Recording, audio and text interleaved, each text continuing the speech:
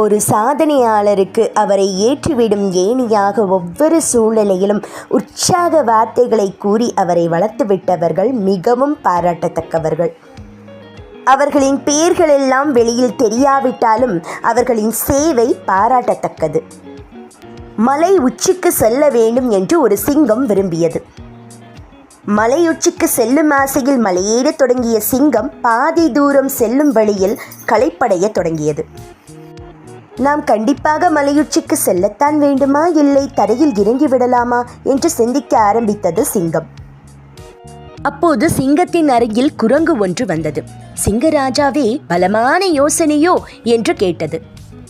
மலையுச்சிக்கு செல்ல வேண்டும் என்ற ஆசையில் நான் வந்தேன். ஆனால் மலையுச்சிக்கு என்னால் ஏறிவிட முடியுமா என்ற சந்தேகம் எனக்கு வந்துவிட்டது என்றது சிங்கம். சிங்கராஜாவே, மனம் கலங்காதீர்கள், முயற்சியிலிருந்து பின்வாங்காதீர்கள். இன்னும் ஊக்கத்துடன் மலையேறுங்கள், விரைவில் மலையுச்சியை அடைந்து விடலாம் என்றது குரங்கு.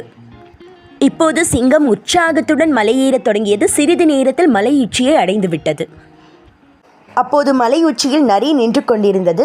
சிங்கத்தை பார்த்ததும் தேனடை கொடுத்து வரவேற்றது. அப்போது சிங்கம் முயற்சியிலிருந்து பின்வாங்கக்கூடாது என்பதை மற்ற விலங்குகள் கொடுத்த உற்சாகத்தின் மூலம் தெரிந்து கொண்டது. நாம் சோர்வாக இருக்கும்போது நமக்கு உற்சாக வார்த்தைகளை கூறி நம்மளை ஊக்கப்படுத்துபவர்கள்தான் நம்மை வெற்றியடைய வைப்பவர்கள். எனவே எப்போதும் ஊக்கமுள்ள வார்த்தைகளை பேசுவோம். அதுவே உற்சாகத்தை கொடுக்கும், நம்மை வெற்றியடைய வைக்கும்.